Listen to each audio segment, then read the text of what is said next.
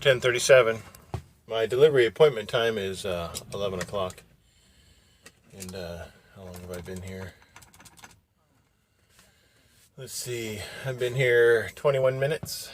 There was nobody ahead of me. There was nobody in this bay that I've backed into. So I should be unloaded as soon as somebody shows up. I walked into the, I guess you could say, the back of the factory. They do have machines operating, but nobody watching them. I guess they're automated. Once they load them and the machine does the rest. They're cutting billets out of this bar material. I happen to be carrying bars. And it's, some kind of forge. They're making some kind of parts here. They told me that the guy that is unloading me is getting coffee, so he should be with me shortly. But that was before I backed in and unsecured my load, so I backed in, pulled all my chains, all my coil pads, put my straps away, and did paperwork, and it must be a really big cup of coffee. I do have a pre-plan. It is going from nearby here. I think I'm getting sheet steel, and it goes to Oklahoma City, but that delivers on Monday, and it's Thursday morning right now. So if everything went like I as a driver hope for, I'd get home tonight. But that never works out.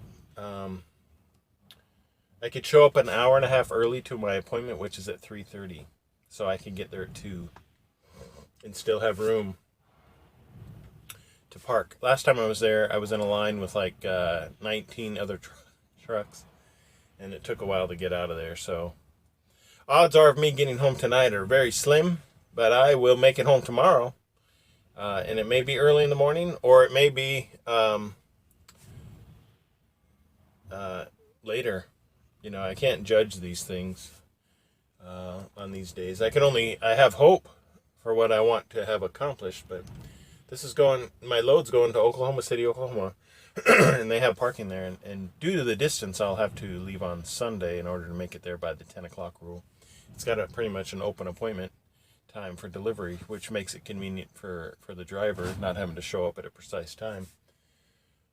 There's a guy at the desk looking at my paperwork, and he's walking away. Maybe he needs another cut. So he may come and tell me to back up more, because there are piles of steel bar as far back as you could see on both sides, and it's all different products. So, and I don't think they could just stack my product anywhere, otherwise they get crazy mixed up here. So they may ask me to actually back up more to get to an area where the bar's general unload area is. So that's it for now. I'm pretty sure I'm getting sheet steel. It says sheet steel and coil, so I could be getting both. And I have to tarp it as well as secure it. It's a 1,046-mile load. Can't complain. And talk to you later. Let's see here. So I have 9 hours and 11 minutes on my 14-hour clock, and that's what I'm pretty much working on for the rest of the day, because it's already gone past my 11 hours worth of driving. So I've been here for 6 minutes, and I'm assuming I'll get a fresh 8 by the time I'm done here. So this is how close it's going to be. I'm 9 hours and 9 minutes from the Madison yard. Let me show you what my route is. Whoops, sorry. So you can see I'm traveling almost straight to home, and then on Sunday I will leave and head straight to Oklahoma City. And 1,048 miles, and that's 2 miles more than what they predicted. So I mean, that's pretty close on my routing. So I am set to not make it home today, but I should be home fairly early on Friday morning, which should give me a lot of time to do stuff with the family and to the house. I have got... Right now I'm at my pickup. What's your apartment number? I'm listening to the CB because they have us monitoring this channel 14. I'm gonna turn it down. So anyway, we're waiting in line. There's probably, I would guess, with it difficult to see with this covered trailer in front of me. I want to say there's probably 7, maybe 6 or 7 trucks ahead of me. And it is 1:54 right now. My personal appointment time was to be here at 3:30. And I timed it just right, I think. There's always the opportunity that they'll pull us all in, probably within the next half hour to an hour. So I could be loading before my appointment time. So if it takes that long, I will obviously be an hour short of making it home. That's in addition to the time we have to add on to that for securing and tarping, because this is secure and this is a tarp load as well. There's now a truck behind me. Once I'm done filming, I'll turn my CB back up, because they often call, hey, first 3 trucks, first 7 trucks. The last time I was here, they said, hey, the first 9 trucks pull in. I was like, whoa. I was not number 9. I was actually the first in line, so I was like, man, I don't know how you would necessarily know if you're number 9 or not, because the line wraps around so far. I mean, if I wasn't lazy, I'd go out and count the number of trucks. But, yeah, I don't want to do that. I'm going to get a haircut this weekend, because my hair is really bothering me. It's too long. It's always out of place. I feel like I have a mop on my head. I'm getting sheet steel and coils. So we will see how this goes. Last time I was here, I just got sheet steel, and it wasn't an issue. But I've got to do both and secure both types of steel, from what I understand. I haven't got my paperwork yet. And then I've got a tarp, flat sheet steel, and coils all in one little go.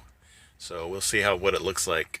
I may wait to edit today's video until tomorrow, so you can, because as soon as I'm done securing and tarping, I'm out of here driving on the road. I'm not going to take time to video.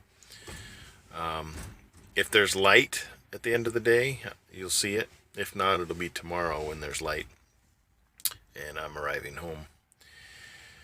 But that's the summary of today's activities. I dropped off my my load earlier today. I spent an hour driving, dropped off my steel bar, and then spent 21 minutes driving to this location.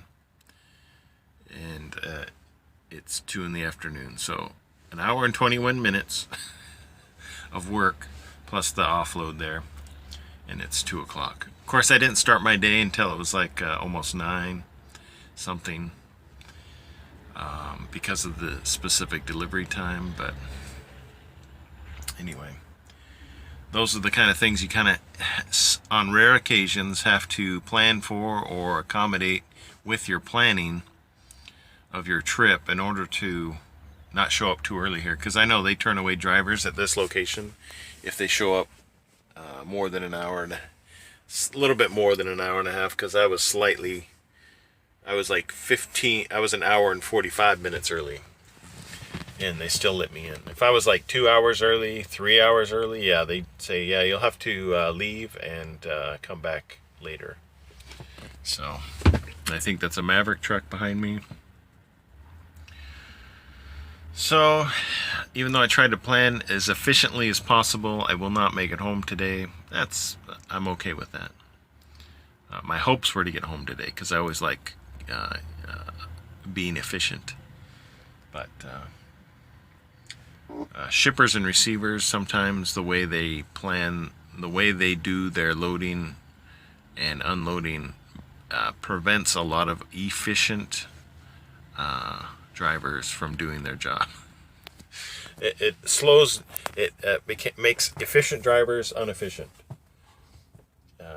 which doesn't really make sense, because I mean, our efficiency as drivers is really based on us, and that outside of the loading and unloading. If there was a way that I'm sure if truck drivers can convince all shippers and receivers to do things differently, they would, but that's not in our realm of responsibility. So our job is to get in, get loaded, get secured, and get out as quickly as we can, and in a polite, professional manner. That's it. I'll probably have time to watch a movie here. Another one. I've already watched one movie today. I know there are drivers out there that say if you have time to watch TV or watch movie, you're not working hard enough. Well, I have to say, from my personal experience, if you don't have time to watch a movie or some TV every day while you're driving, you're working too hard. That's just me, though. That's just my opinion. Other people can do it however they want. If they want to work themselves to the bone, more power to you.